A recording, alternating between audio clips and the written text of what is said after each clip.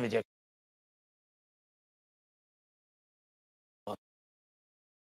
народові України, нашим воїнам і нашим партнерам. And our partners and all those who supported Ukraine on this path. Confident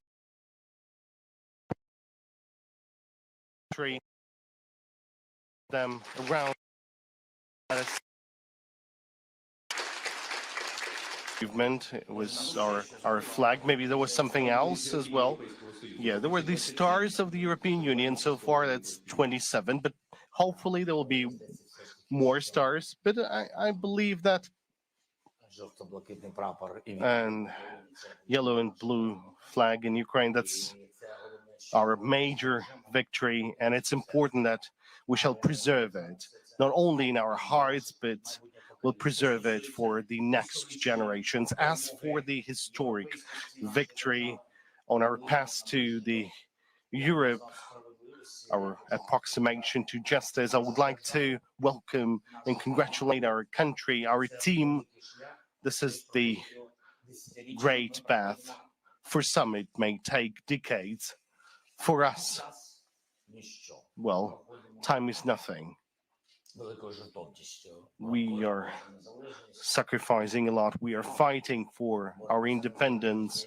We are fighting for our country, for a future, the future that we choose by ourselves, and not the future that is chosen by the Russian Federation. And therefore, the present states that the historic victory for Ukraine is the opening of the dialogue for our country as to the future accession of Ukraine. There's two waves, the candidacy and the second year of the full-scale war, and now there's this opening of the accession talks. If you want, we can talk about this in details. In any case, that's a historic experience for our country. As for the team, what were everyone doing, this is something that I'm prepared to talk. And I would like to extend words of gratitude to the personnel of the Security Service of Ukraine, Navy, Main Intelligence Department for major victory in the Black Sea. This is a part of our southern operations, and indeed, not many can see and can estimate, but everyone in Ukraine and abroad, they highly estimate the fact that the Russian fleet is no longer dominating in the Black Sea. They're no longer able to influence upon us or on our decisions on what to export or any attempts to block the Ukraine's economy. Now, this gives our soldiers a possibility to stand solid on our ground. So that sort of deprivation of their fleet, of their possibilities, now they're forced to leave our waters, our territorial waters, and to leave the territory of the temporary occupied peninsula. This is a great work and a great achievement. And I also would like to underline and to mark our partners and the air defense forces of Ukraine and my team for what is happening with the further reinforcement of Ukraine's air defense capacities. That is very important.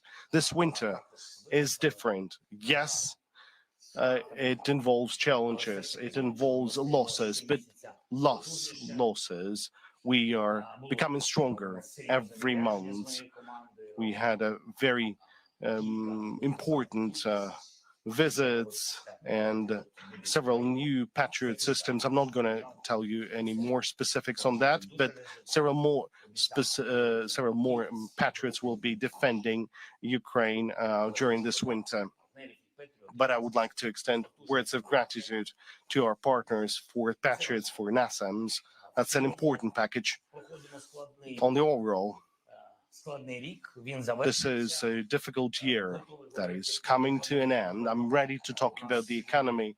I believe that the leadership of our country, the officials of the Cabinet of Ministers, they have more details, but What I'd like to say is that all the partners clearly mentioned that there is an increase of Ukrainian GDP by 5%, the reduction of inflation by 5 to 6%. This is also an important victory to us.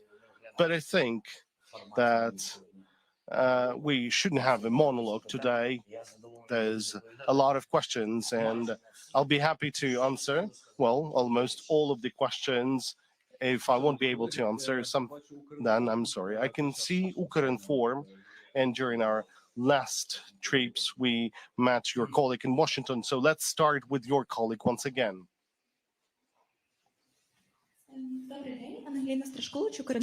Angelina Straszkowicz, Ukrinform.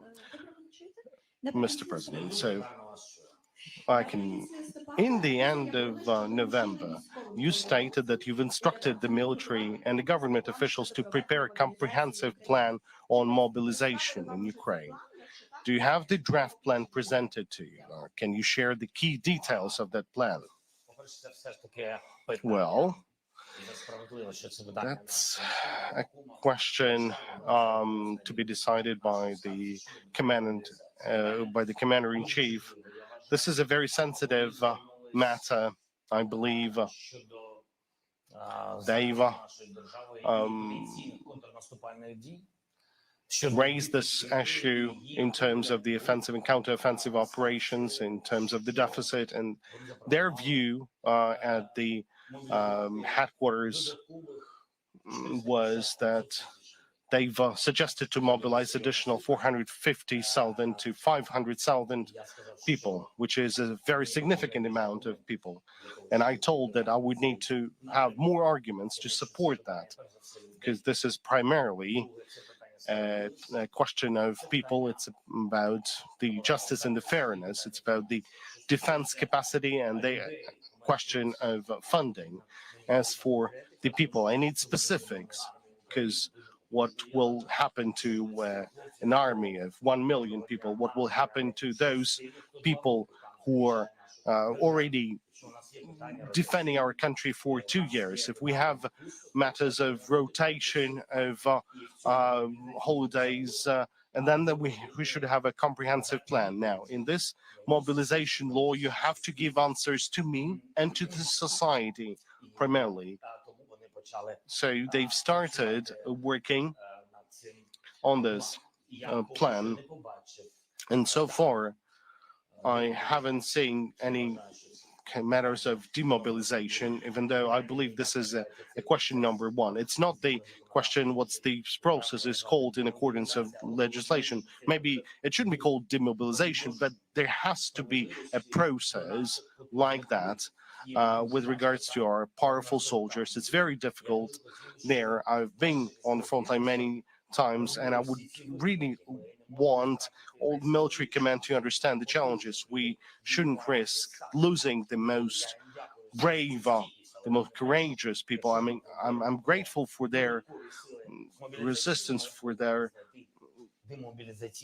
sustainability, but we have to think of the demobilizational processes as well, and that has to be done in a straightforward manner with specifics and with great respect to soldiers. That is why I have asked to have many questions.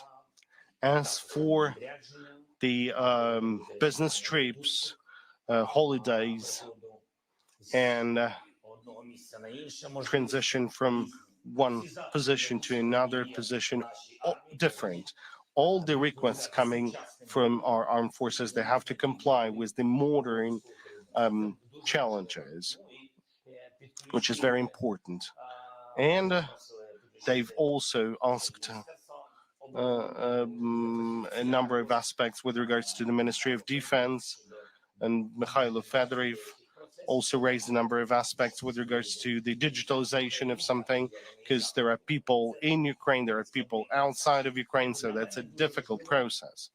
So for me, it's important that if there will be plus 440,000 people for the army, now who deserves the right in this case for arrest. And that's an important moment.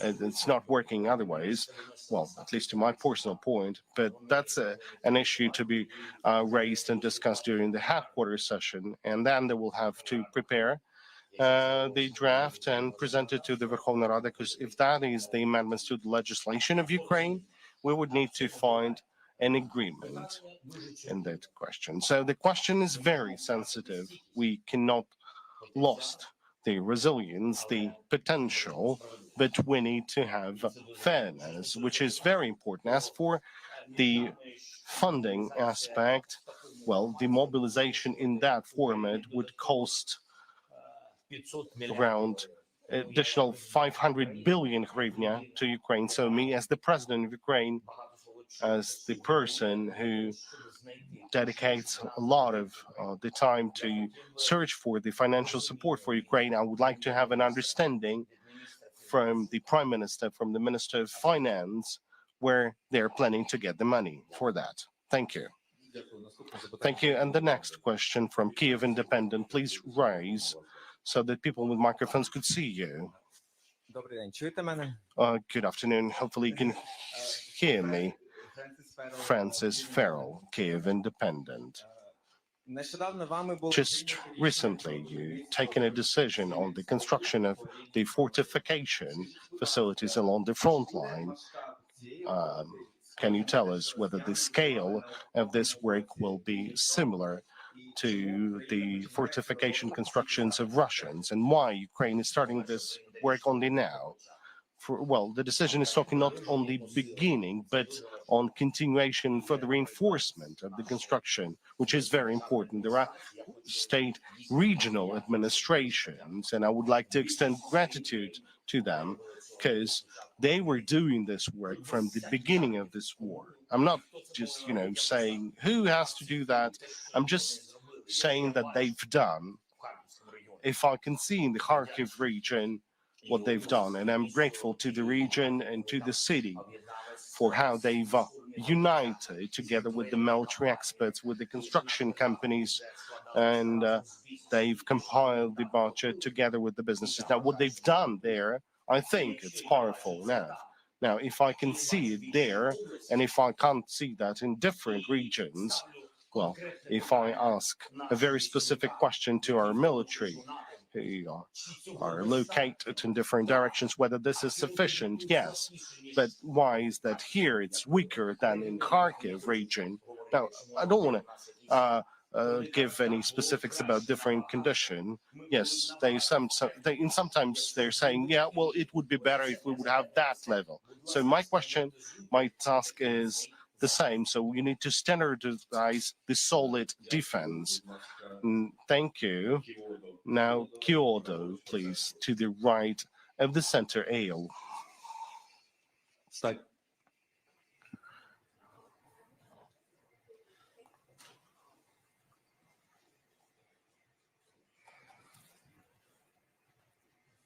Thank you very much for having me. My question is on the battlefield. Ukraine armed force seems to be, suffering the serious shortage of the, artillery, sharings. So some states, Ukraine military is forced to change the tactic and, operation because of the lack of the ammunition. So what is your opinion about this? And the second question is, Western military support is, failing, seems to be decreasing. And, if without these Western supports, Ukraine, can be losing. So what is your opinion about, this opinion? Thank you very much.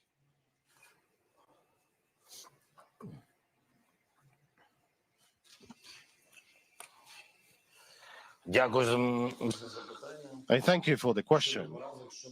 As for any possible defeats and what can I think about this, I know about all of this. As for the battlefield, Russia failed to achieve any results during this year. I'm not talking about the year of 2022, I'm talking about 2023. Russia failed all those to comply with all of this tasks. And the messages of the Kremlin are still saying that the goals of the special military operation are the same. And the goals were, one of them was the occupation, and the other goal was that they should be reaching the borders of the Ukrainian Donbas. So they've failed to achieve this goal. So we shouldn't be talking about any defeats. So we're not talking about 3 days, but 2 years. Our soldiers are wonderful, and our people are great, and I'm very grateful. As for the financial support, we are working very hard on that. And I'm confident that the United States will not let us down, and what we have agreed in the United States will be fulfilled in full. As for the European Union, well, the stakes were very high. We have acquired one victory as for the EU. As for the 50 billion, I am confident that we have achieved all of that. Now the question is about the time. The first 1.5 billion hopefully will arrive this week. As for the 50 billion, I believe, and I'm confident that the decision will be taken in the nearest period of time when they will be having the session. There's some administrative aspects, and nobody would be able to introduce any obstacles. And today we have mechanisms that even if there would be support to a 50 billion package minus one voice, there will be possibilities found in order for Ukraine to receive this money. The United States are also working on a very powerful figures, and surely the United States, they know the details about this support, how it will have an impact. They know about the impact of any details. They know about our insistency. They know that it's not artificial, that it's required to have the resilience of our economy, of our defense, and the people of Ukraine. I believe that I have found the proper understanding with President Biden, with senators. We've had a meeting with both parties, so let us see. Now, the matter is all about the detail, the dates. Now, as for the reduction of the support, talking about the shells, what you've mentioned, and whether they had an impact, well, the uncontrolled airspace around Ukraine, over Ukraine, that had an impact on the operation in 2023. We're not controlling the air, we don't have the proper ammunition, but that doesn't mean that we shall not find a way out, or we haven't found yet this way out. But for that, we do need the support, because some of the aspects we have issues. I mean, we don't have some of the ammunition, but we're working on that. РБК Ukraine, please. Milan Lilic. Mila Vedic, РБК Ukraine. Mr. President, my first РБК Україна? Лише одне. РБК Ukraine is just the only one.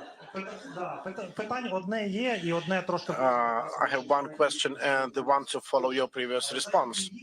So, Western leaders like German Chancellor, Mr. Scholz, NATO Secretary General, Mr. Stoltenberg say that the war can go for quite long. One of Azov commanders, Redis, also says it can take years, being the chief of the military in the country. Do you think that the war may not end in 2024? And following up your previous response, if the assistance from the West, financial, military one, dwindles materially next year, do you have a plan B? That is, will Ukraine have something to fight with and live with? I'm thankful to our relations with the European Union. I'm missing some details now.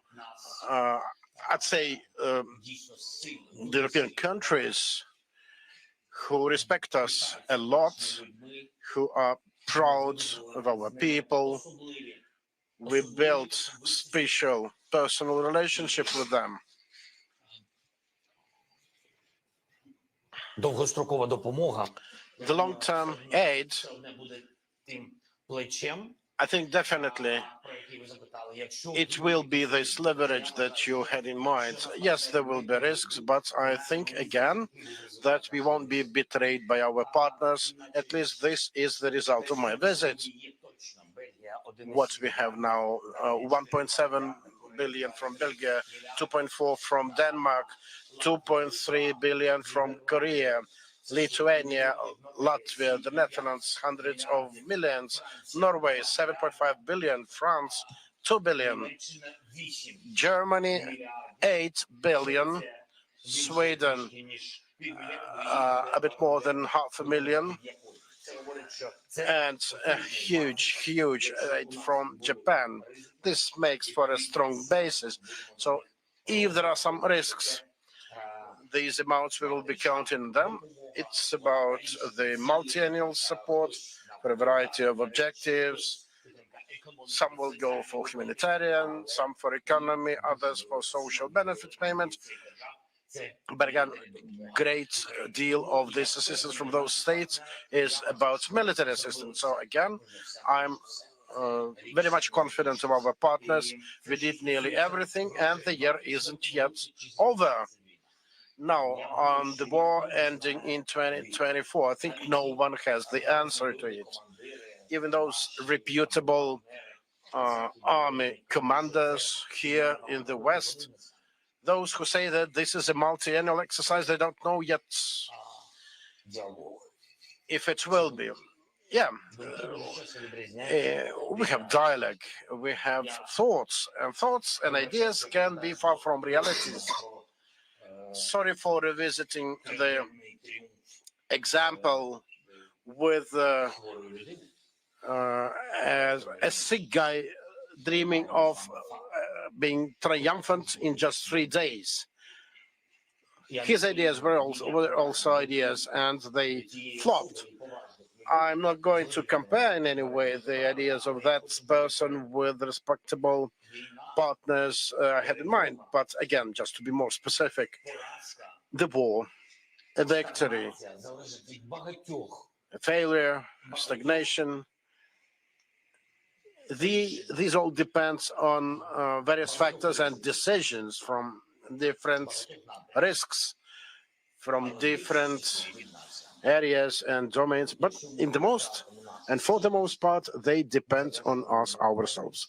If we lose our resilience, we will end this war faster. If you won't fail in our resilience, we will end this war faster. You know, you can remain skeptical about everything, but you can lose the country with it. I'm not ready for it. And I do know that there are many more of us, millions like me here. We are not ready to give up, to let go our country. From day one until the last day, this is how things will happen. We will keep all our objectives, everything we are capable of, and taken together, we are capable of much more than individually. I think we can make this victory closer. Будь ласка, BBC World Service, please. встаньте, будь ласка, щоб Just please raise up for us to see you. Thank you. Jessica Parker, BBC News. President Zelensky, you are facing a lot of problems at the moment, wavering Western support, manpower shortages as well. Russia is on the attack in some areas. So I really do want to press you on this. Is there a danger that Ukraine could be on the cusp of starting to lose this war?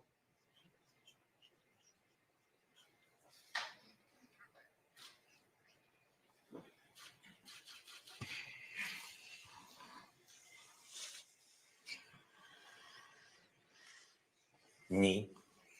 Nope, Я так не вважаю. I don't think so. Ми були у найскладнішій ситуації. We were in a most complex situation,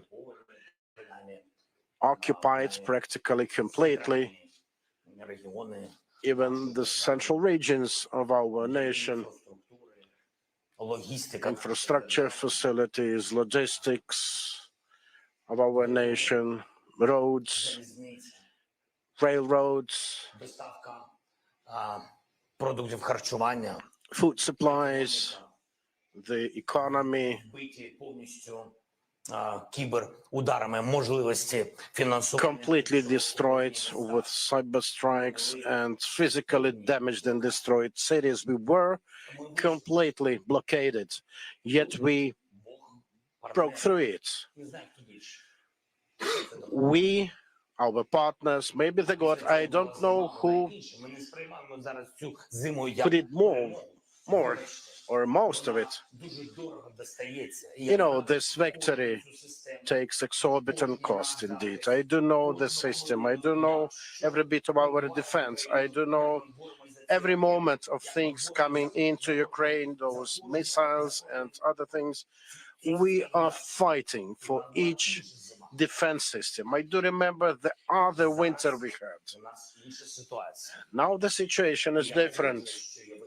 And I agree we have challenges with amounts of aid, with artillery shells, with anti-tank grenade launchers, with 955 artillery systems, with timely repairs of those systems. But hubs are opening to maintain them. Yeah, there were times with our neighbors when we could not reach the hub because of politics involved. But everyone understands that it is simple just from the first glance. There are risks indeed. You're right. But we are living creatures. We are people and we live here in Ukraine and we fight and we believe and we should believe not with words but with deeds, with our own steps on a daily basis. This is what we need to do. At least not to be ashamed afterwards. Okay, Українська правда.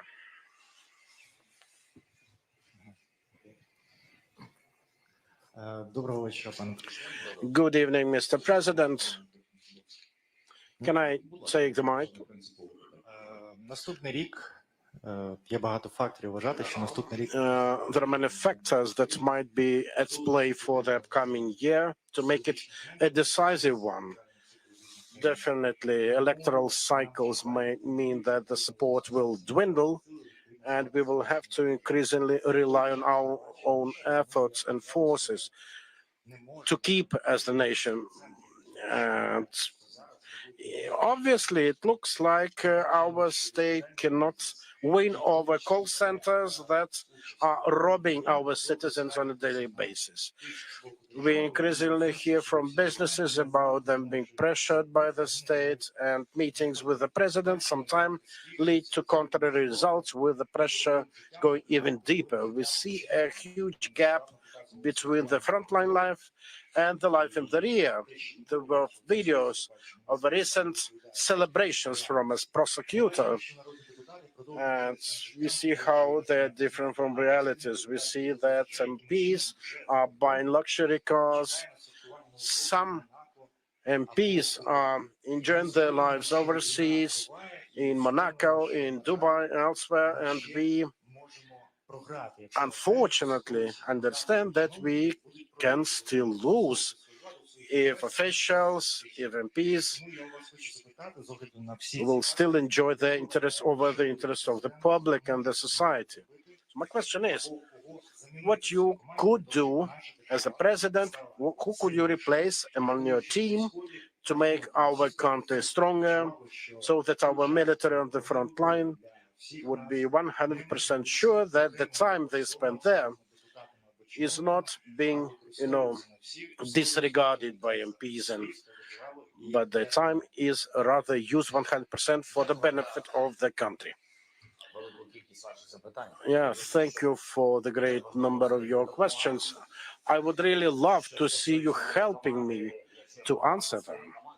As regards my team, not a big one, 5 to 6 managers. If I lose them, then it will mean all of us will be weaker. the air defense systems, and so on. With all respect to you, I cannot afford it myself. As regards MPs, you're completely right. They have to do their own and mind their own business exclusively. They have to remain a moral authority in the country, which is not happening.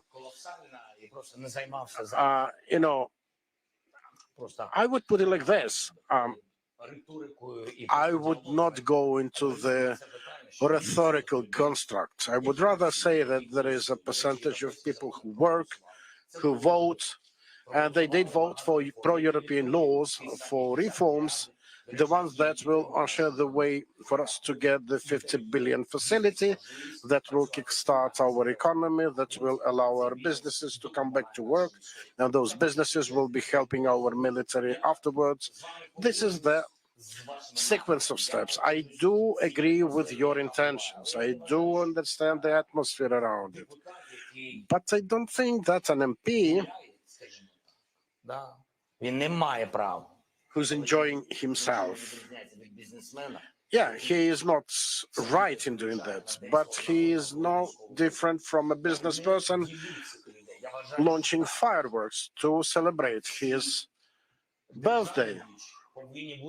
I think all government officials and public figures have to become moral examples. This is what we don't have yet. Well, the president cannot just let them go, all of them, because then it will be necessary to have elections, which is not what we have to have in the wartime. I am living according to the laws of Ukraine, and they expressly prohibit that from happening. Maybe I'm not the best one, but this is what we have.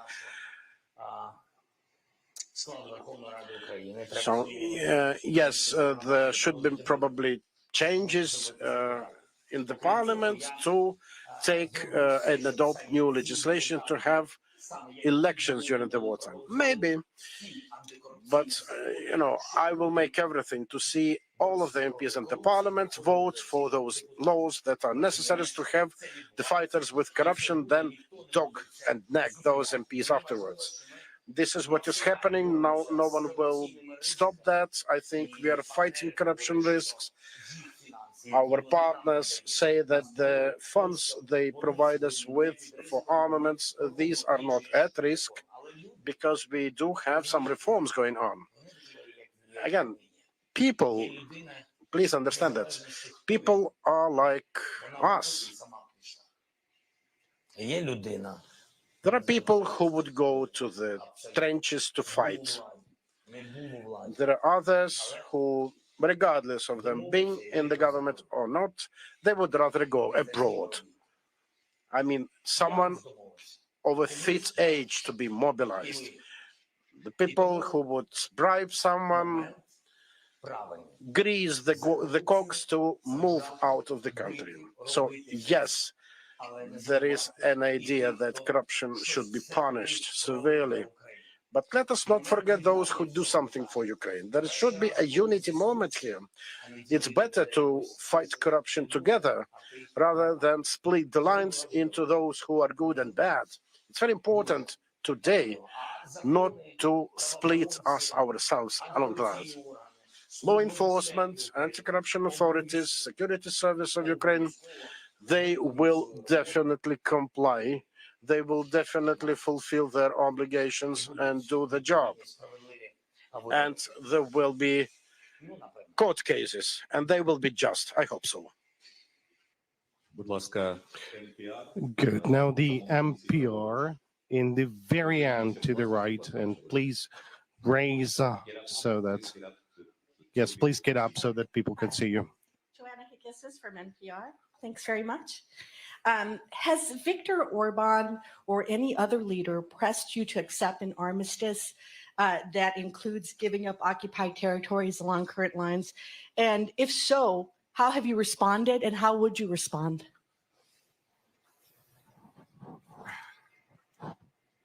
I never spoke with Viktor Orban about ceasefire with Russia or dialogue with Putin or something like this. Never. Maybe he's raising up these topics with his friends or some leaders in EU or I don't know, abroad.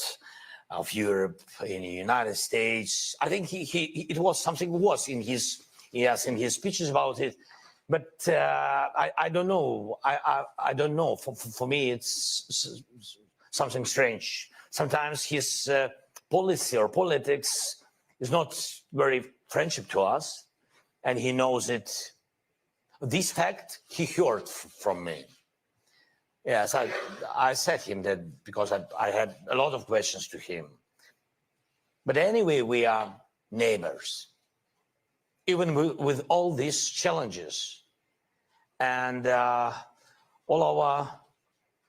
during all these years, especially 2 years of full-scale war, I mean, this experience of our direct dialogue didn't give us possibility to feel that they are our real strong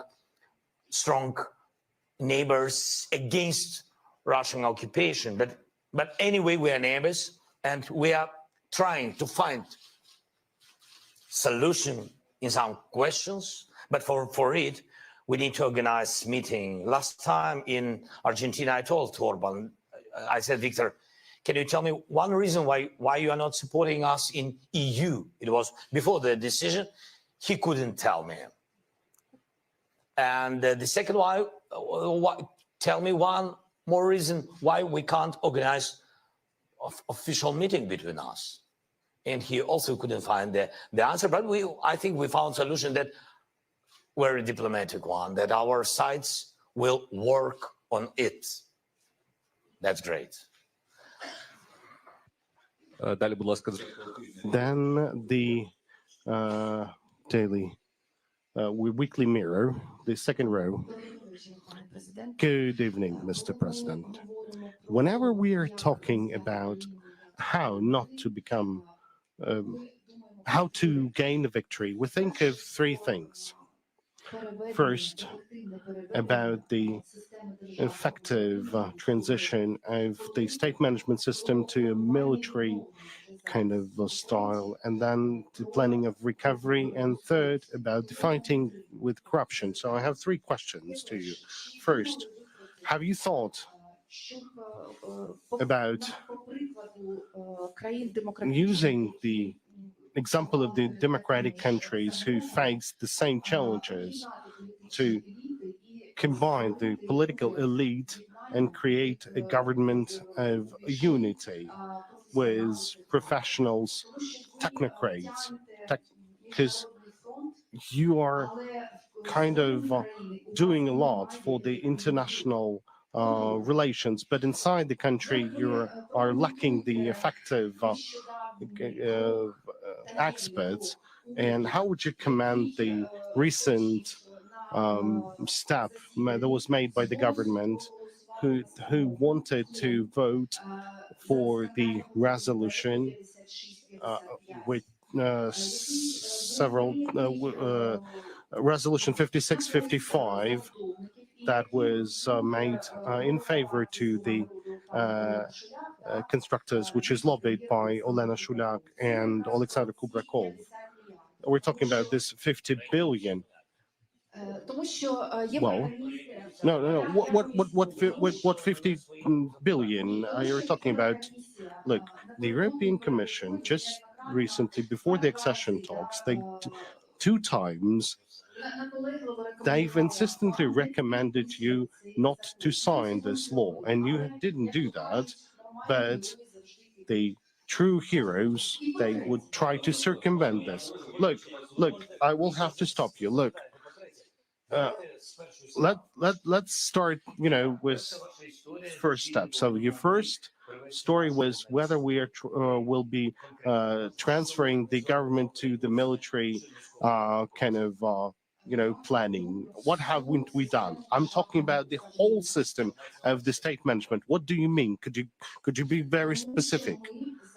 Because we always are kind of not, or failing to do something in a timely manner. Because I'm sorry, you're talking a lot. That's why you can't do that in due time. Well, I'm taking very seriously your questions. I mean, today we are reducing the expenditures of the government officials. I'm working in order to have further reductions in the government. But if we won't have any people there, it will be difficult for us to govern the country. As for combining the elites, well, we have some questions to MPs with many representatives of different parties. So whenever you're saying like to change them to technocrats, can you offer, well, and thank you for underlining that I'm somehow, dealing with this international relations. I'm not only one. We have a great team, Ihor Zhovko, Andrei Stefanishina, Mikola, and many others. This is a very good diplomatic team, but thank you for mentioning this. I think there is a result. There are certain specifics, not rhetorics, but very specific international achievements, the support, the weapons, the EU. Okay, let's stop on that. Now, as for the technocrats, or these technical experts, Скажіть мені, будь ласка, can you tell me партію the будь-яку, political party, any political party, any person who can be the prime minister? I think just if you could, I think every party would have professionals who could be who could become ministers for this government. Look, ніякі закиди вам не хочу робити. just wanted to ask you. I have Я хотів би not too much time, so I want you to ask a very specific questions. If you want to listen to my answer, now, if you know how to help Ukraine in your questions, you can just tell what exactly. Don't just give, general issues. I understood about the government officials. I don't want to take, from the MPs, because I've been asked 500 billion for a mobilization.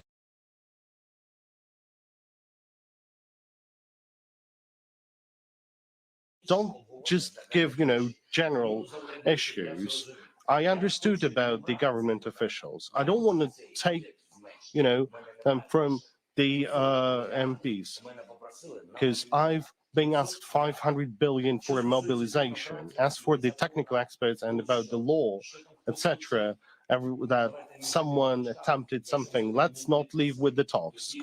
If there would be kind of a signature of this law, then we would go back to this question. As for the law on the constructors, nobody kind of applied to me for not signing this law. So that is my personal choice, and there's reasons for that. So nobody from the EU or from United States or from G7 never raised this issue. Now, as for А що було у вас? what was the third one? About fighting corruption. Currently, around 1,000 cases of top criminals in committing the corruption crimes are about to be closed, because the head of the specialized committee was not doing anything.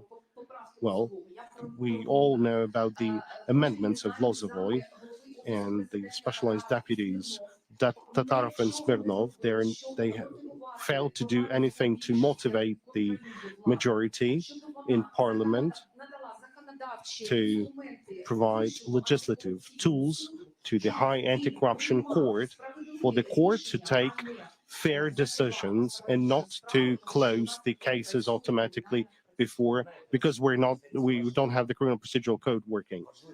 Well, it's important, to read a lot, but it's better to be kind of literal, because, if you give a lot of details, it doesn't mean that you understand everything. Well, first of all, Ignatius is not the head of the committee.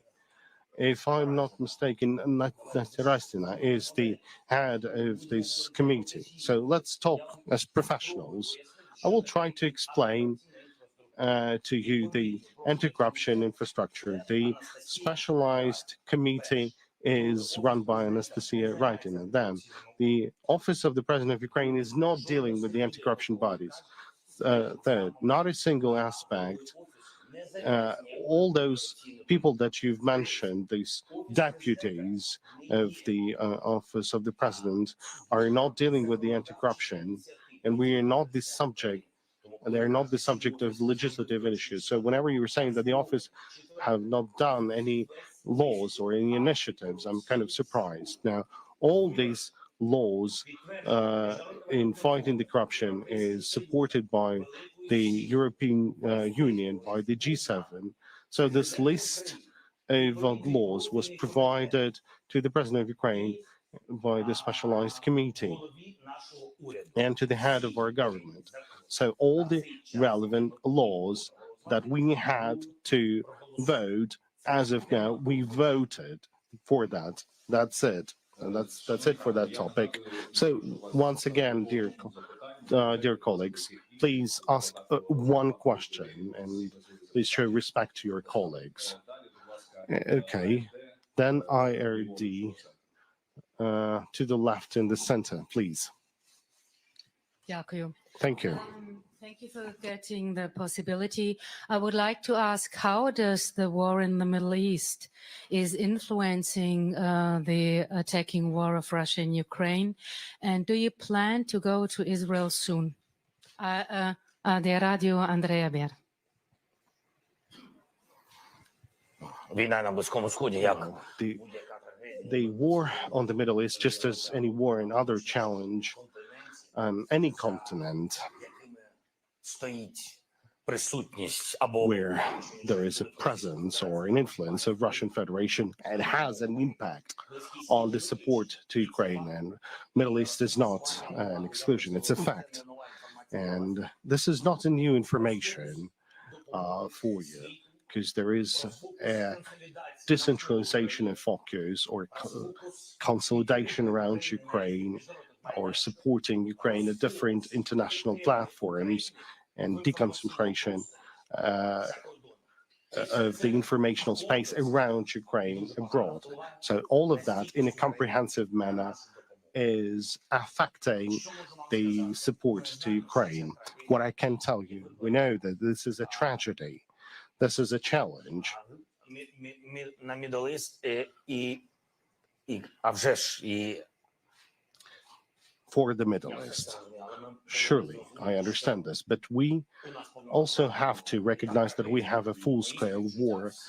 Yes, there is a tragedy, and my condolences to all the people who lost their lives in the Middle East. But in that case, Russia has succeeded. Well, they have certain success. They don't have a success on the battlefield, but Russia has certain successes on the diplomatic field. That's a fact, because some countries are starting, to think, and some countries are starting to balance whom should they prioritize the support, either Ukraine or Israel, because, well, Ukraine has a full-scale war. Others to say, well, Ukraine is already kind of receiving our support for 2 years, and now the Israel is facing with a significant challenge. Well, that were the voices that we've heard in the beginning of this tragedy. That is why this is definitely not having a positive impact on Ukraine. As for my visit to the region and to the Middle East, I was ready in the very beginning. This is a fact. And that was my direct signal to the counterparts abroad. Well, maybe they had different priorities. I can't play a lot with my own timetable, agenda, and priorities, because I'm leading the country at war now. Now the Inter TV channel, please. Лілія Налягака, телеканал Інтер. Lilia Nelaga from the Inter channel. Greetings. I would like to go back to the question of support from the United States. You've talked about some deadlines that we would need to wait for a certain period of time. So how long can we wait for their support, and how critical this support for Ukraine? Well, this support is required now, surely. It gives a signal to the EU about opening their own packages of support. But I'm happy that we've heard one another and that the signals from the United States, well, the signal that would be a signal from the United States, and Europe is Europe. That's a decision by the Europe. I'm grateful for this kind of independence on behalf of all the partners that we have and their support to Ukraine. As for the United States and their support, I believe that it will be very soon. Будь ласка, там сам. Now, Associated Press close by. Eugene, can you please get up? Доброго дня. Good afternoon. Скажіть, будь ласка, якщо Could you tell us, please, if Donald Trump will be elected as the next president of the United States, his policy would be an attempt to freeze the war and to reduce the support. Do you think you'll be able to convince him? Thank you for this question. I think he will have a different policy. He's a different person. Well, if he will be elected as the US president, it's not for us to elect. It's their people who elect their own president. I'm not sure that the national policy will be changed towards Ukraine, but still we have to kind of understand that leader has an influence, and every leader right after the election, because he got support and most of the people said yes to him. So this first signals in the policy by different leaders, and now we're talking about the President of the United States, and his first signals will be very influential. Now, if the policy of the next president, whoever he is or she is, would be different to Ukraine, if that policy would be kind of colder or more kind of inner-oriented, if they would economize more, then I think these signals will have a very significant impact on the course of the war in Ukraine, because it's like, you know, the whole world. If one powerful detail is left behind, then the mechanisms start dismembering, start breaking. So if we let the leaders of this support to move out of this mechanisms of support, that will have an impact, and surely not positive, from the assistance from Europe. Thank you. Now, Anadolu, to the right of the aisle. Дякую за можливість. Добрий вечір. Добре. Позвольте на русском. Будь ласка. Будь ласка. Господин президент. Як життя змінилось, що Well, the life has changed because the interpreter started interpreting me. Okay. As the result of the Israeli attacks, around 20,000 civilians were killed in Palestine, including 8,000 children. Do you see any similarities between what has happened to the civilian population in Gaza Strip and what has happened to the civilian population in Ukraine? Can you call the death of the civilian population in Palestine as the butchery? And do you condemn that? Well, thank you for the question. We recognize, first of all, we recognize the policy of both countries. We recognize this tragedy. We also recognize that the humanitarian consequences are horrible on the territories of both countries. And we recognize the independent nation of Israel and the independent nation and the people of Palestine, but I cannot compare this to our war, and I will tell you why. The occupation and the invasion of Russia into Ukraine did not start with the terrorist attack over people with Ukrainian nationality на територію Росії. the territory of Russia. Nobody did this. We lived in our independent country, and then the enemy came to us and started killing our people. So these are different things. And surely I would like to offer my condolences. Там само, здається, газета Same place, Gazeta Wyborcza Poland. Piotr Andruseczko, Gazeta Wyborcza. Ви вже трошки про це згадали. You've mentioned it actually already. I mean, certain issues with neighbors. In the past months, we've seen some problems arising in relationships between Ukraine and Poland. But there's a new government in Poland already, which is pro-Ukrainian, with a clear-cut pro-Ukrainian position. And Donald Tusk mentioned it clearly. Yet still some problems remain, which is about border blockades, grain problem. To overcome the problems, a compromise might be needed from both countries. Is Ukraine ready for one? Maybe some compromises are needed. Or put otherwise, what is your vision of further relations with Poland? Some changes might be needed, not? По-перше, я хочу подякувати Польщі. For first, I'd like to thank Poland and President Duda, your public. You've been with us since the beginning of war. You are our neighbors.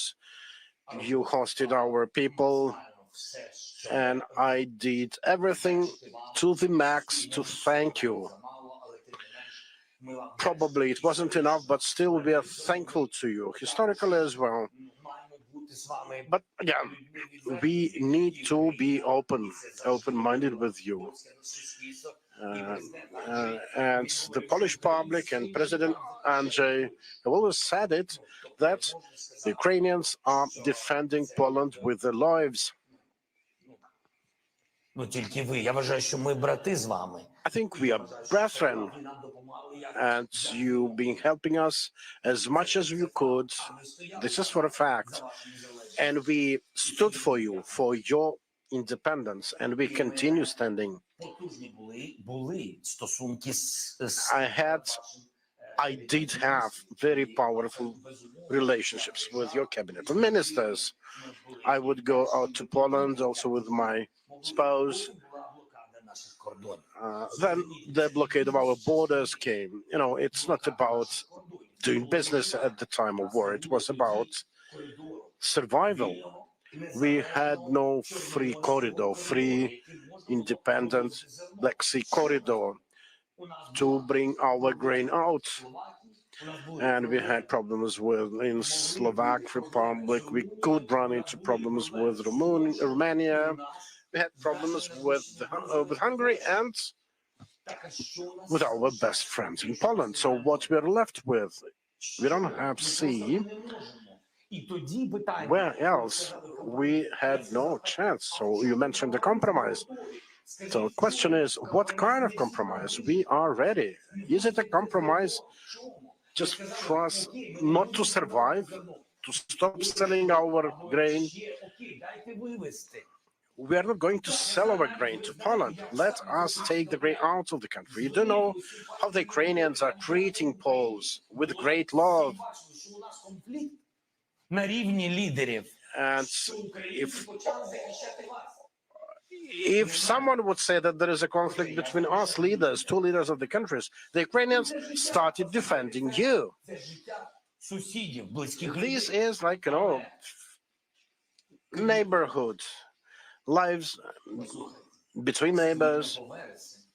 Just consider it. From April till September, it was really a challenge. We lost hundreds of millions of dollars. We lost some of our yield, and it was happening on a daily basis. And I was being asked on a daily basis inside my country from farmers, what could we do or should we do? our fields are mined. We need to get the grain out of the country. Again, I'm deeply thankful to your nation, but you have to understand me. I'm not a rag. I have to defend the interests of my nation at the time of war. So what I asked for, just let us get our grain out of the country.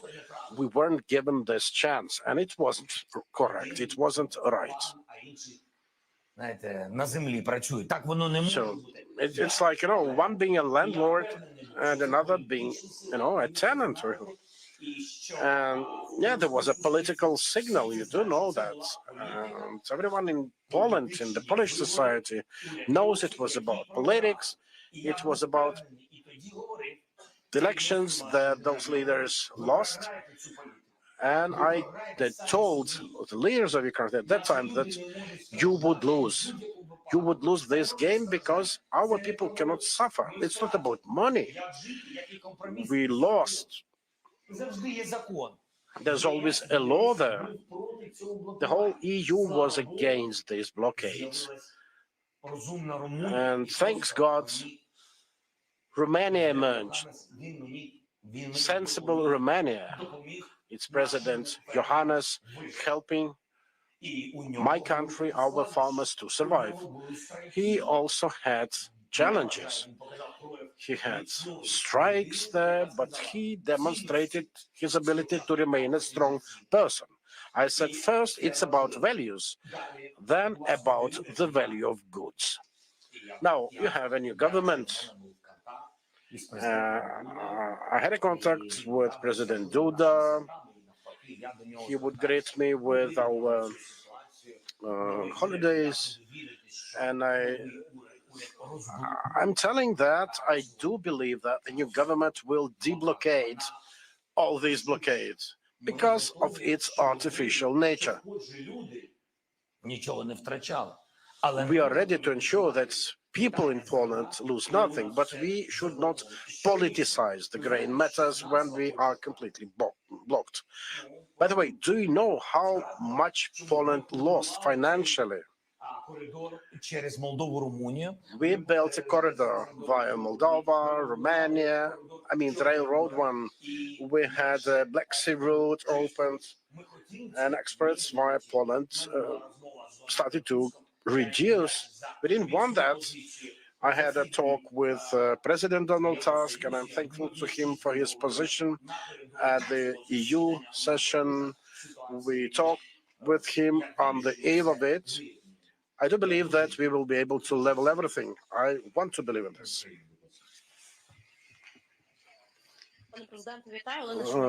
Mr. President, my Ukraine channel. My question is about our tomorrow. Definitely it will come, but question is about security, us being in NATO. And in terms of security guarantees, we have this declaration since July. We have lateral negotiations with countries, but what are the results of these negotiations? Maybe it's about Britain, the UK being the first to sign some bilateral document. But what about NATO membership? Will Ukraine join NATO in a gradual manner like Germany did? And Russia with its salami tactics, taking away bits of land to prevent the country from doing it, how we will deal with it? Okay, thank you. On security guarantees, the process is on. It unfolds a bit slower than initially I had an idea of it. And we had a meeting of my team right today on also matters of security guarantees, how to make it come faster. A lot depends on us ourselves. We tend to put the blame on our partners in some matters, but let us do the justice. A lot depends on us. The headquarters of the army, the MOD, the military, we have to be able to transfer our vision to our partners. And this is a very, very powerful core of all those security guarantees and related negotiations. We are yet to send this information, this vision. I do understand lots of challenges around, but we still have to do it. This is about security. Now, concerning NATO, Ми знаємо, що це, для нас найпотужніший варіант. we do know that this is the most powerful option for us. Не запрошують. We are not being invited there. Сигнали щодо часткової участі Signals regarding some partial membership. маячні. I think Чому this is, не образливо до тих, хто про це говорить? this is nonsense. Just without being too rude to those voicing this up. Якісь такі меседжі лунають. Yeah, there are some messages being floated here and there. But again, we've never been given any such proposal from any of our partners. Як це може бути? And even if yes, it would be really hard for me to understand how this could happen. Якщо вона Just, imagine someone, a human, thinking that he is a human. This guy is sitting in Moscow and he says that the special military operations objectives remain unchanged. To say that he doesn't want to change anything, he wants to go right to where he intended. Now, what will happen or would happen if Ukraine, a part of it, is in NATO? I think it will bring huge risks. I think if a part of Ukraine is in NATO, you heard signals about Finland when it was working on that. There were rumors that he would invade Finland to fight NATO. So the question is, will NATO countries fight for a bit of Ukraine remaining with unclear status? We won't recognize the occupied territories as the Russian ones. And that will mean that we are kind of not entirely in NATO. We are a country, a part of which is in the security union of NATO, and another part is under Russia. So I think it's a fantasy, З Британією так само гарантії безпеки. Speaking of the UK, Морський компонент. The maritime component is under discussion, but again, we have to revisit the topic of our homework that we are yet to deliver. Thank you. IFP, please. Left closer to the aisle. Thank you, Mr. President. My question is, given the lack of breakthroughs on the front line, would you consider changing your strategy, including the goal of returning to 1991 borders? And also, what about changing the military leadership, for example, removing Zaluzhniy? Thank you.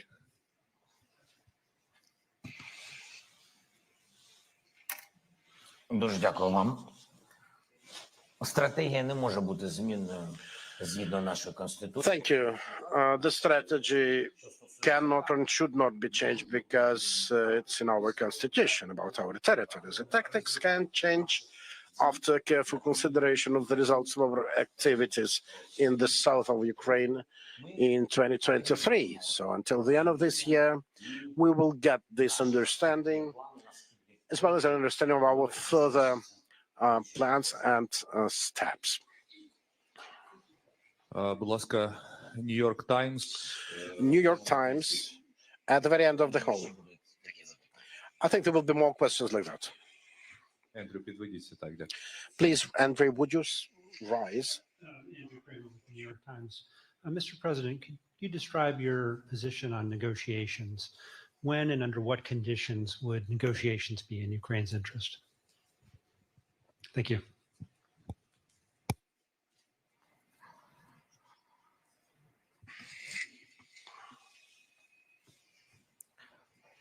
У нас є формула миру.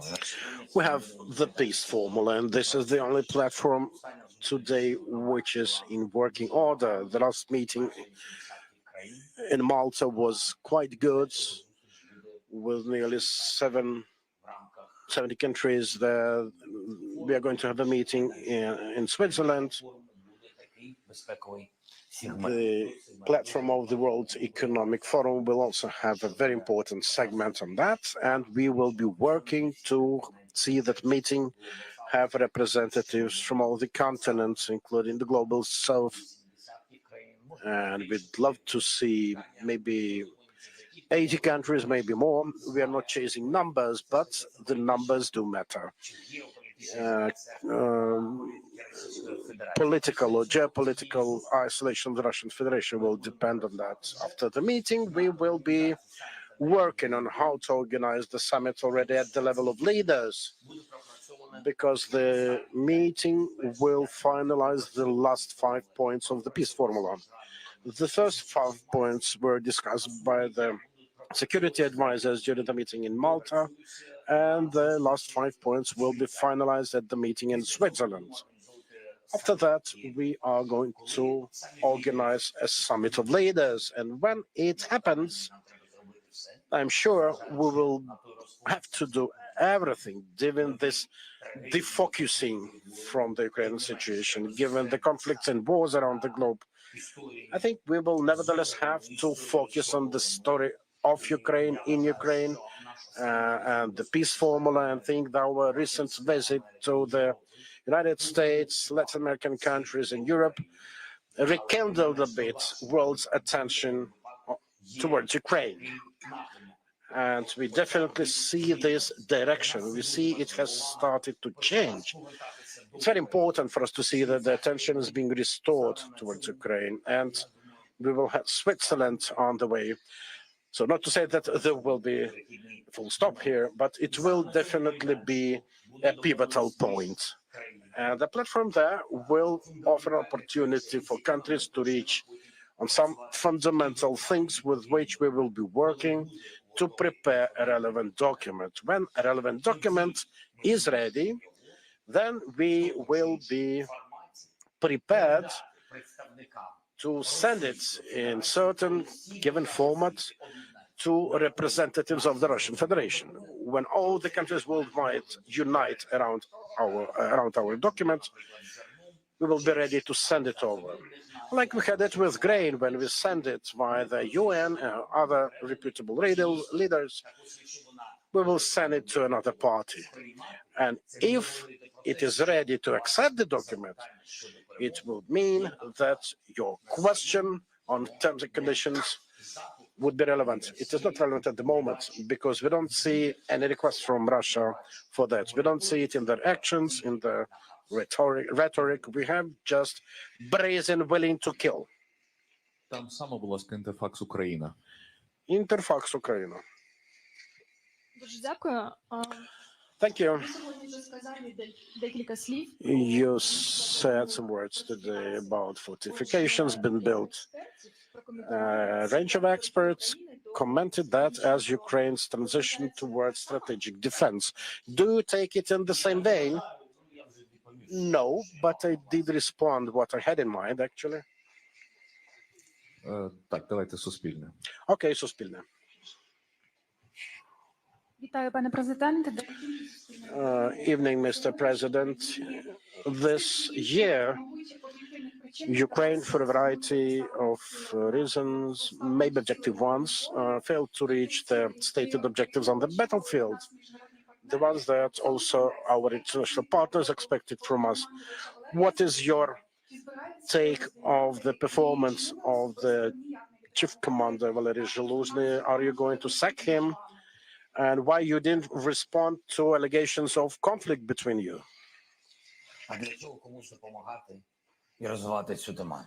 Why would we help someone digging deeper into the topic? We have good working relationships. He has to deliver the result as the top guy in the army, top of the army headquarters. Yeah, there are questions there, but there is also the chief commander of the Tavria group. It's a complex question. What did happen, what didn't, what is going to happen or not, or maybe it won't happen at all. It's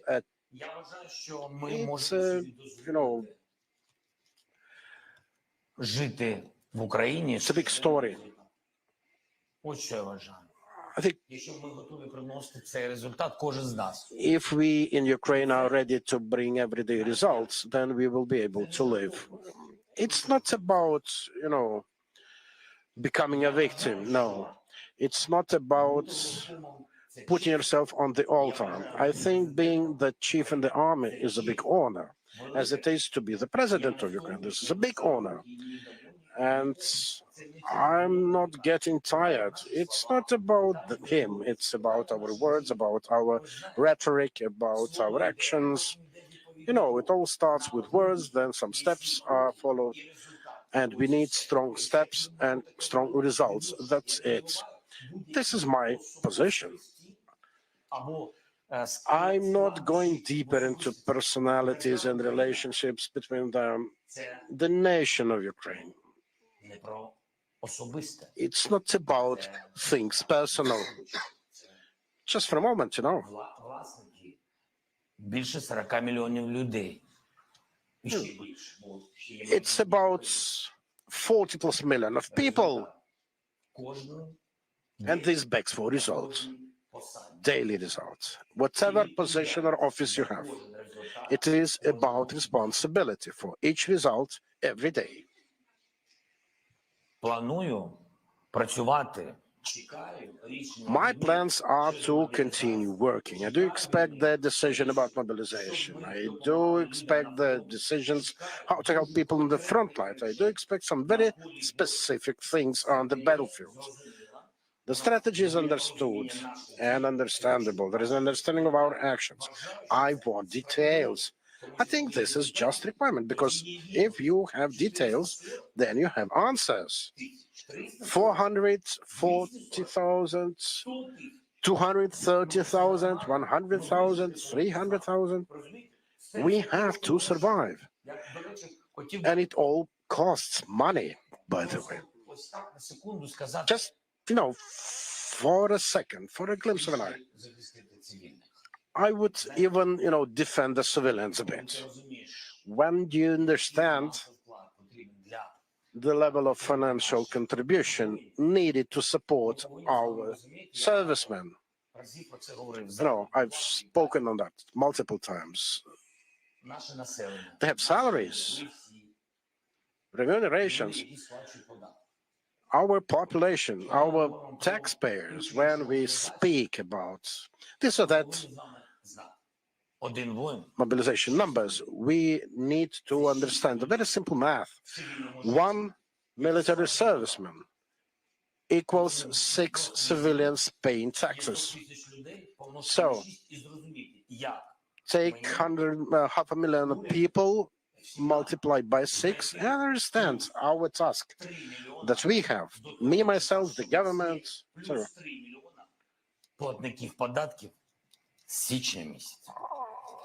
Are we having 3+ million taxpayers to kick in since January?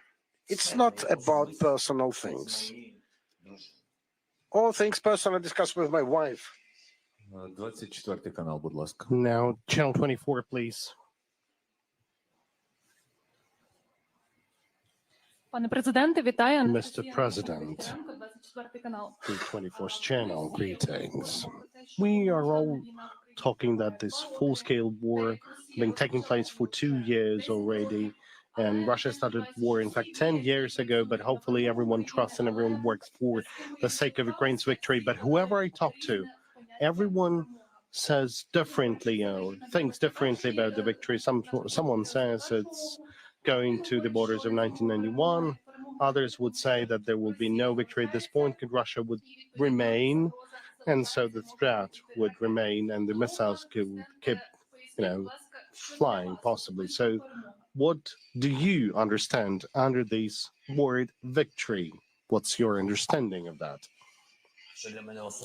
No, personally, well, look, once again, I've just talked about personal things. I don't have any personal things or personal matters. On this position, I have to defend our country in accordance to our constitution. I'm talking about all of our territory, including the occupied territory of Donbas and Crimea. That's how I should perceive that. But, you know, people kind of divided, and this is how it usually happens during the war when it's difficult. Someone would say, well, we are already here, like at certain positions we're not get occupied, and when you get to United States or to the European Union, well, the fact that Russia could not, well, destroy you, that's already a victory. You will return everything, like sometimes in future with history. I'm kind of skeptic about this, because I think that we should keep fighting, because nobody can guarantee that even if tomorrow we'll reach this, you know, line when this whole aggression started. I mean, judging by this year, you understand that this is, you know, super effects and super efforts. Now, if it happens so, then what? I mean, what would happen then? Which security guarantees do we receive? Who will be a security guarantor? Who will guarantee that there will be safety and security with Russia? Surely, the more Russia will retreat, the weaker it will be, starting from its leader inside their country, because that would be a demonstration of weakness, and all the way till their presence on the international arena. And this is very important. We need to use this time, and with God helps, we'll have this chance. We're all fighting, we're all praying we'll succeed. It will be difficult, but still. Now, Spiegel, left of the L, and please raise. Fedel Petrov Spiegel, from Germany. A question from Germany. Whenever we hear statements like from the Chancellor, from Scholz, who says that we're ready to support till the very end, do you believe in this till the very end?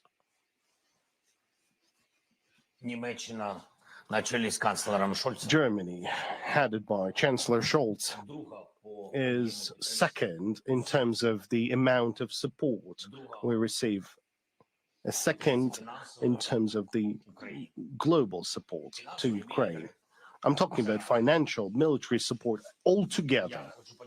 And I want to express words of gratitude to the society and to him for doing that. Well, till the end, what it means, we'll see. Well, you know, we'll judge by people's steps and not only by the words. Currently, he's helping very significantly. We are expecting one more Patriot system from him. That is a very important decision for ourselves. We understand how it helps to the region that is fighting on a daily basis for their life. Now, the Forbes Ukraine left by the wall, please. Greetings, Serhiy Shevchuk, Forbes Ukraine. Thank you for the chance to ask this question. Mr. President, I would like to go back to the interior aspects, and for that, I would like to go back to the words of Serhiy Pozniak, the interpreter, who's the head of Manifest 42 organization. Just recently, they said that after your meetings with the business in summer, the problem of exerting pressure on the businesses was not solved, but in fact escalated. There were words like shady law enforcers continue to arrest or seize accounts, continue to visit the offices of the businesses. So the question, to what degree are you aware of all this situation? And if so, what could be the outcome or the solution to this situation? This person, was he, did he attend the meeting that we had? Well, in my understanding, yes, he attended. Well, that shouldn't be the case. It couldn't be the case. Oh, well. I have constructed this platform in the office in order to support the businesses, so that there would be no unsolved, matters, in order to, to mediate any issues they might have with the governmental officials or law enforcers or the custom or the tax authorities. So we were very grateful because they were, taking phone calls saying that there is a challenge, and we've responded to that. So would you please tell that person so we're ready to support?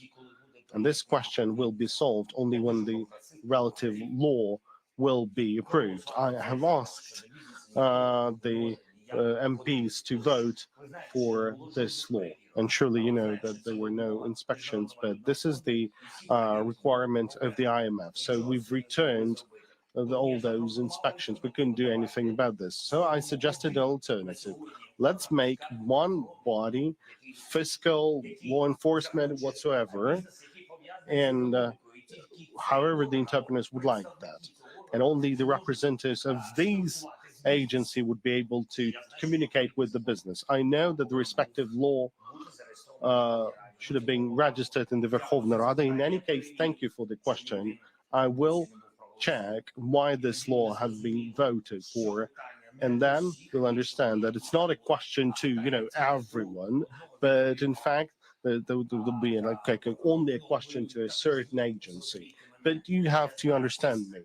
I know there is a pressure by the taxation authorities, and maybe there are some irregular steps, but I don't have the authority, to ban the taxation authorities from going to the businesses. You need to understand, we have to act by the law. So what I've told you, this is something I can do. I can't do anything more than that. If there are any other proposals from the interpreters, well, I'm open.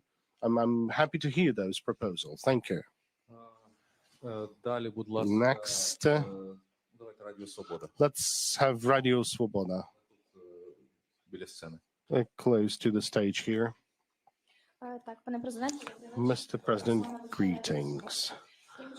I wanted to ask you about the POWs and the detained Ukrainians currently located in Russia. Thousands of our POWs are there, and their relatives are coming on the streets in different places of Ukraine. Maybe they think that Ukrainians are forgetting about this, or maybe there is a lack of communication from the authorities regarding this challenge. And over 25,000 civilians are currently detained in Russia. That's according to the data provided by Dmytro Lubinets. For example, our colleague of Vladislav Yursipenko, a journalist from Crimea Reality, he was detained in Crimea over 2 years ago. Then Dmytro Khelyuk, our colleague, he's also detained by Russians. So tell us, what are the mechanisms available to release the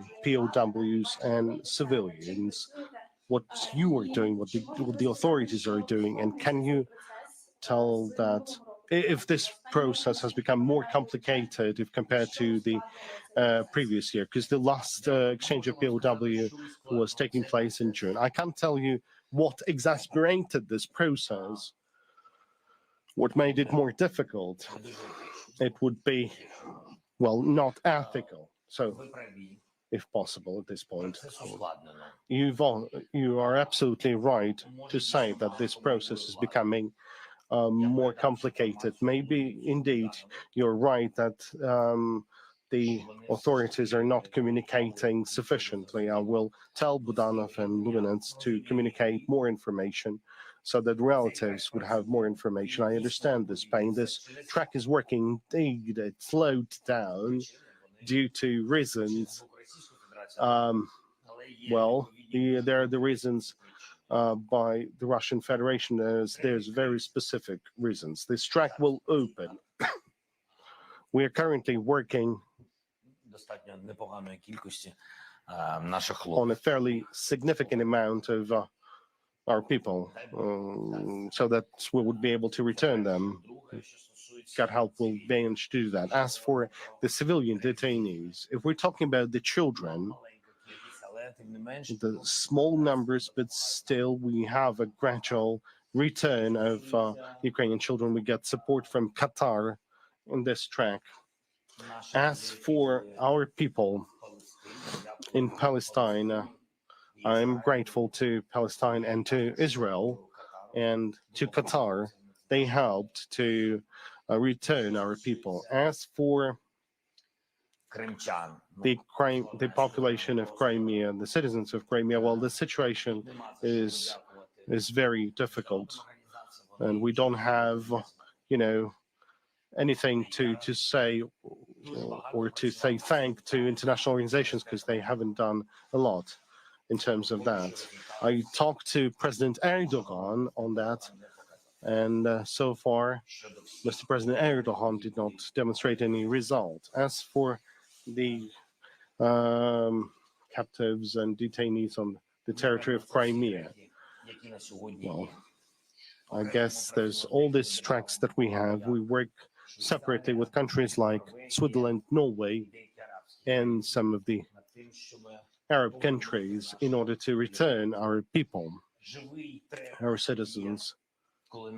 We still have a track when we have an exchange of POWs in between of the militaries. So when we have like certain accumulation, and well, sorry for this word, but still accumulation of like enemy resources, we exchange them to Ukrainian soldiers. Currently, these are all the tracks available to us, but still, we are working to increase them. We are working to the international partners that I've mentioned to you, and hopefully, and sorry for returning to that, hopefully this track will work out. We're talking about military or civilians. We're talking about the military track. Well, these are the agreements reached. Thank you. Now, France 24, please.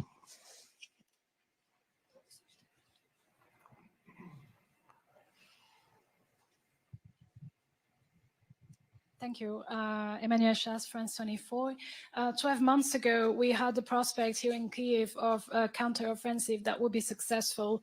It didn't turn out to happen as planned. What are the realistic goals that you're hoping to achieve and how to achieve them for the year to come, for the next 12 months? Thank you. I cannot tell you about the goals. We had complications in the south because everyone were talking about the goals. Well, frankly speaking, like all those months, everyone were talking about the goals and everyone was discussing in details how we'll get there and how we'll do that, whether we'll have sufficient aspects of that or not. It's better to go to the south because it's warmer, because, well, the winter, well, let's just wait for some ammunition and then the winter would come later on. Look, it's not, it shouldn't play like that, because Russian Federation still have more weapons. So I can't give you an answer to that. I'm sorry. I apologize to you and to France because I cannot tell you any details pertaining to our counteroffensive and defensive operations next year. Thank you. Next, Bloomberg. Could you please rise, Volodymyr? Mr. President, greetings. Thank you for the chance to ask this question. We know that the legislators are currently working on a new draft law on mobilization, and possibly it will contain a series of unpopular decisions. We, the society, we partially are aware of those, but still the question is as follows. These decisions, well, could be providing for the mobilization of people younger than 27 and maybe the women. Can you tell us whether you will sign this law if it will be approved by the Verkhovna Rada with norms like that? Well, as for the women, no, I'm not going to sign this. As for the age of 25, if all the substantiations will be provided, and I will see this as necessary, then I will agree to that.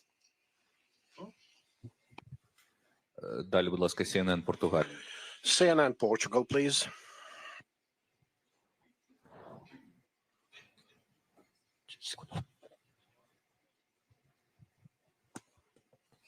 President Zelensky, Elena Lins from CNN Portugal. I hear you talking about a lot about unity today. Are you afraid that Ukrainians are splitting up, are dividing as a society, not only about reaching 2 years of a war, but also towards supporting you as a president? That's my first question. And my second question, you were supposed to visit Portugal, at least that was the expectation some months ago. Do you have plans to visit Portugal? Thank you.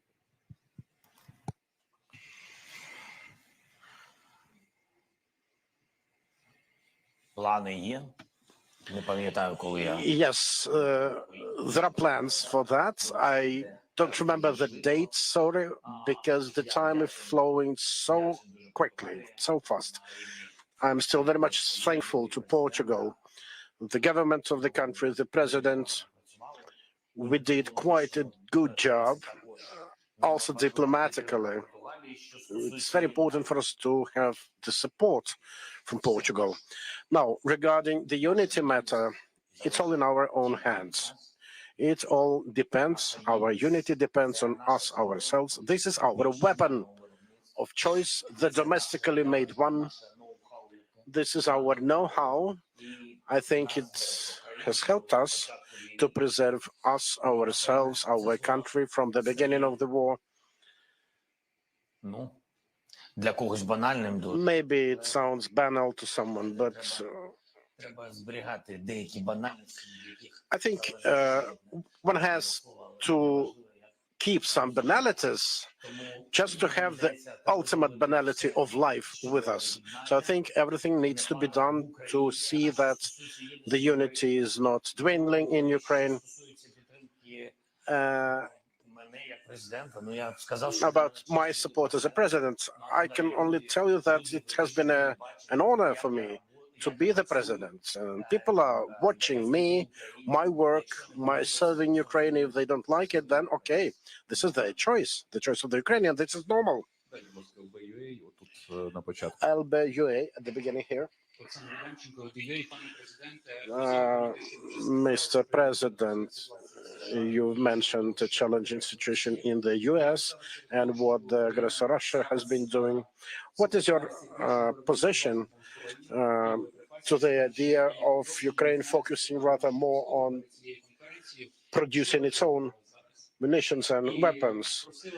And also, you know, we talked to the military before this press conference, and the military asked me to convey the question, what is your attitude towards improving the production of drones, FPV ones and munitions for them here in Ukraine?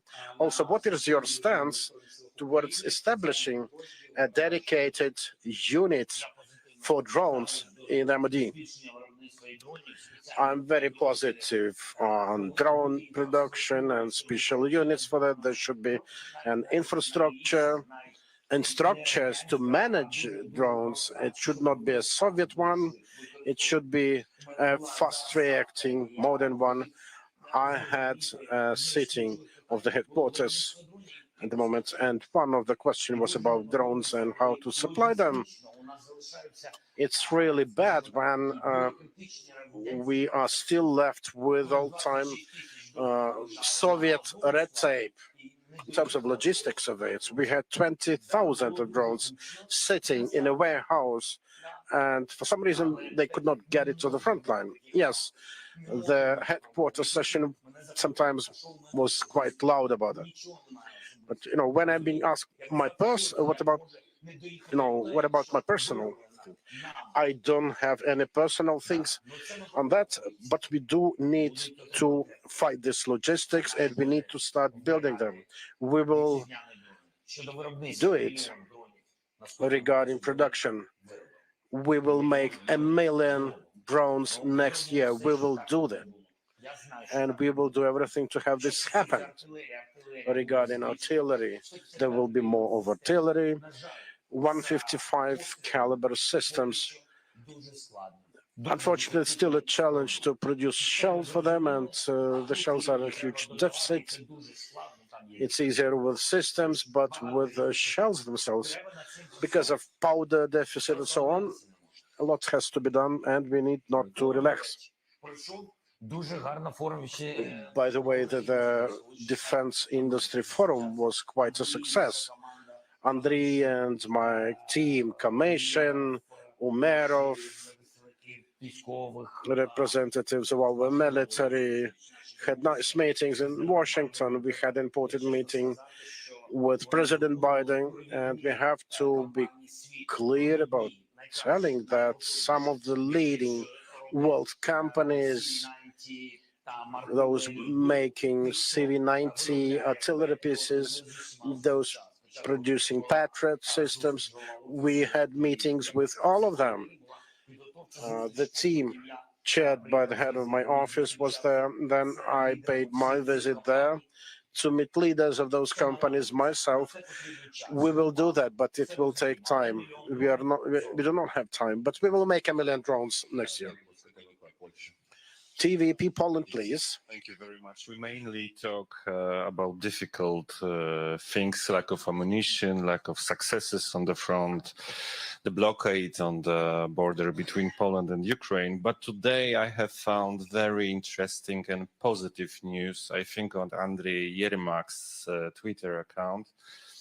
It was about Ukrainian civilian plane taking off from Borispol airport. And actually, I read somewhere that Borispol airport is looking for employees. What does it mean, Mr. President? Will my mother be able to visit me in Kyiv soon?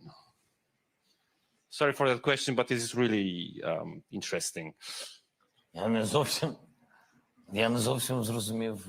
Сьогодні технічний переліт був літака з Борисполя. There was a technical flight of a civilian plane from Borispol airport, and the Polish outlet wants to know more. Where did the technical flight came to? Where did they go? I have no information to share. Well, it appears that the Polish colleagues has more. And he says that he read it from your Twitter account, Andriy.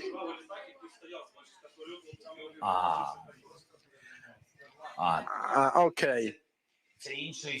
That's another story, yeah. Some other story. But why do you have it in your social account? You had something different.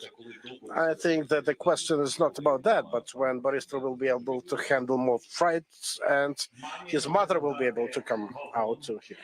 Well, we can provide your mother with a car, railroad car. Mom is, our sacred beings. Now, Borispol is like the Black Sea.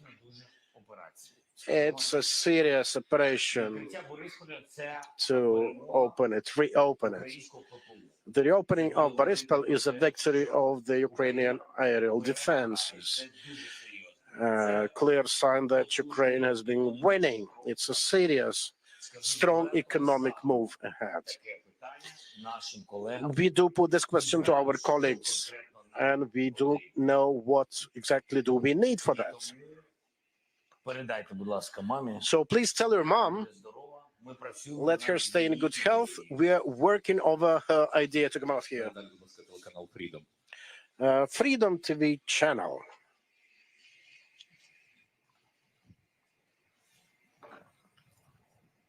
Вітаю вас, пане президенте. Mr. President, Freedom TV channel, my question is about the United States. You did mention the support from Mr. Biden and the Congress of Ukraine, but what about rank and file Americans? Fox News has recently published the numbers of those supporting Ukraine to tell that it grew in December from 20-something to 31% this month. So why so? Why now? And did you mention it on your trip to the US when talking to military manufacturers? Did you feel this support yourself? Thanks a lot.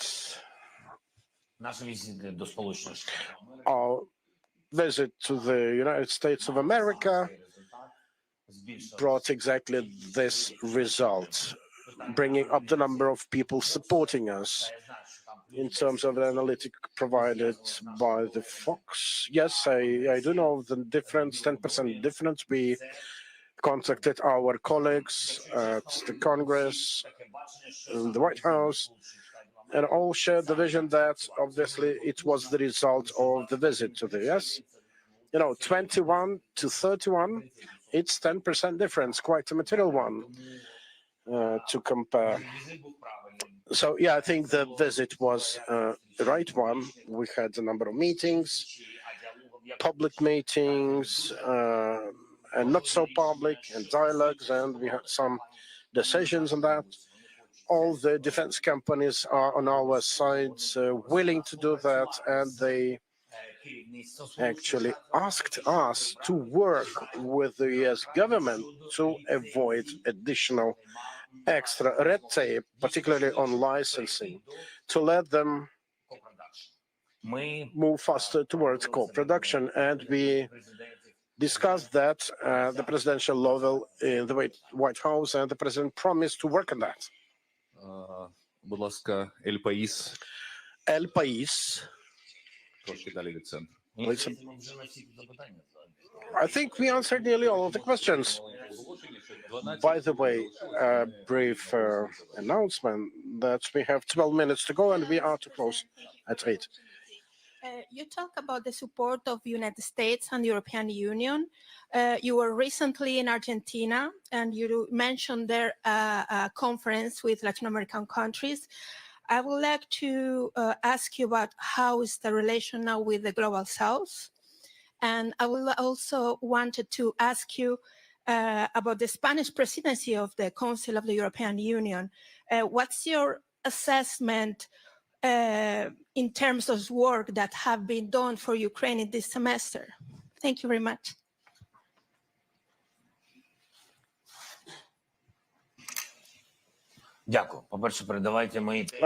Thanks a lot. First of all, my warmest greetings to Prime Minister Sanchez. Pedro is a nice guy. He helped the Spanish presidency as well. They helped a lot to Ukraine. And that semester brought much things closer. We spoke with him at night before the decision, before the next morning session to deblocate the 50 billion facility. We have very strong relations. We had signals sent over WhatsApp on which type of support Ukraine would benefit from. Pedro always wastes no time in calling me directly to know what kind of support we need. I was completely impressed with our meeting in Granada, which brought a lot of results. Pedro would change the whole defense package right on the go. And we were informed that he would send additional Hawk aerial defense missile systems exactly at the time when Russia was shelling us heavily. Normally, countries do these air defense arrangements taking time and doing it quietly. Instead, it was a very quick, fast-paced reaction, and I'm extremely thankful to you for that. I'm sorry, I forgot the first part of your question because Sanchez took all of my thoughts. Your visit to Argentina and the Global South. Right. The visit to Argentina, by the way, that was where we met the King of Spain, by the way.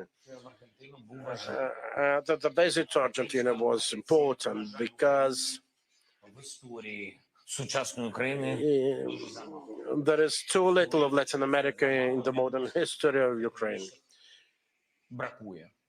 We also a lot to be desired in the economic relations department, probably because Latin America has traditionally been closer to the Soviet heritage and because of Russia. That affected the Peace Formula Forum, the economics relations, the support of financial or military aid packages.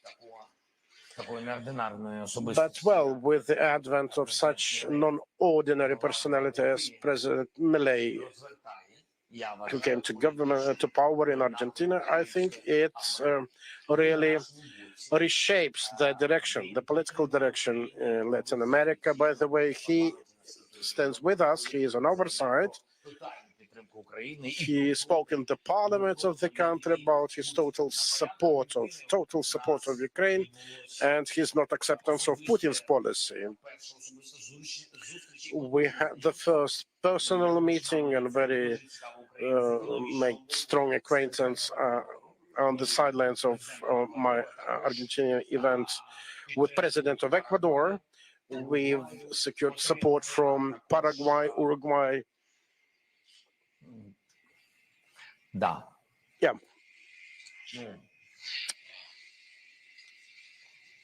Orban is Latinska America. Yeah, Orban, he is not from Latin America. Well, there was an European track there. Yeah, so we had important meetings in Argentina. I think our team will work on that, and we will work with the team of President Milei, and the government officials will meet. Espresso TV, please. Добрий вечір. Дякую за те, що ви записали питання. Дмитро Дідора. Thanks for having me. Just a couple words about IDPs. Them being a lot here and abroad. If I'm right to remember, about 4 million of the Ukrainians left. So whether the start of accession negotiations can be an argument for them to come back after the end of active hostilities. What options do we have to bring those people back into Ukraine? Are there any government programs to bring 4 million Ukrainians back home? And I myself am an IDP. Where are you from? I'm from the town of Shastya, Luhansk Oblast. So IDPs, internal ones, hear about reduction of assistance to them. What are the programs available to IDPs who left the hostility areas? As regards assistance to IDPs, there won't be any reduction of them.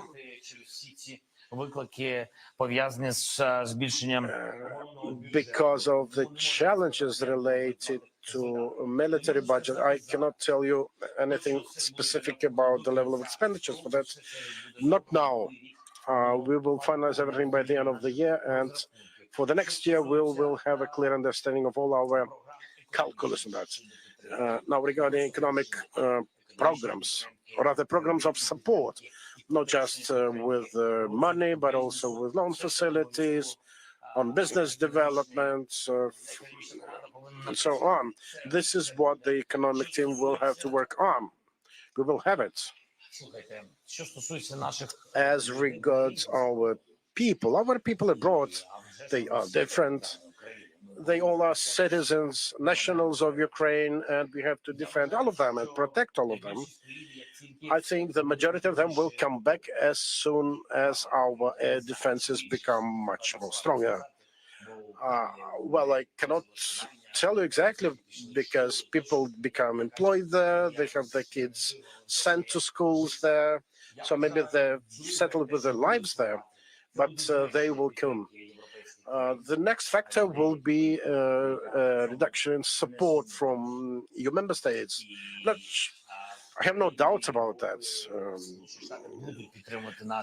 The European countries, the US will continue supporting those of us who are in dire circumstances. But, those who've got employed, they definitely will have another level of support. And this, it is nothing to say about the internal IDPs. The situation will be stable.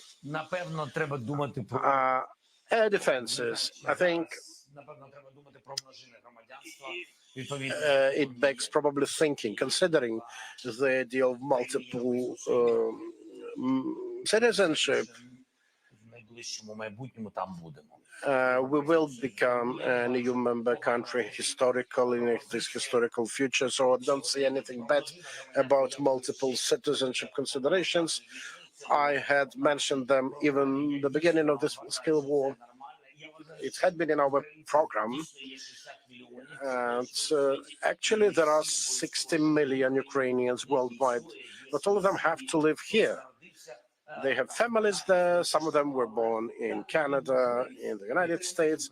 But we need to provide them with an opportunity to support Ukraine, to fill Ukrainians, to open their businesses here, to pay taxes here if they want.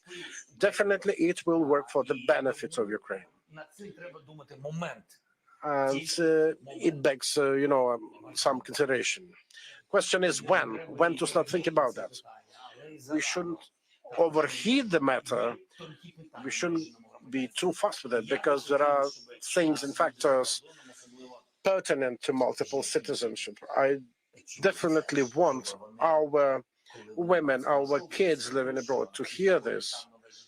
Whenever they think about employment, about new life opportunities, I'd like them to hear, please do not hastily renounce your citizenship here. This is important.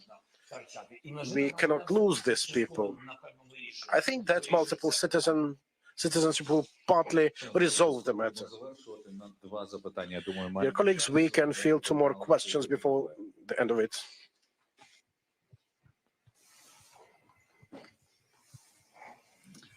Ганна Гомонай, телеканал Gommonai from the Rada channel. You've mentioned the wife, Olena Zelensky. In addition to many other tracks that she's doing, she particularly paid attention to mental health, to psychological resilience. She made this a priority during the summit of First Ladies and Gentlemen. Do you talk on these topics, in your own family? And what would you say to people who are currently asking how to cope with this mental aspects during the war?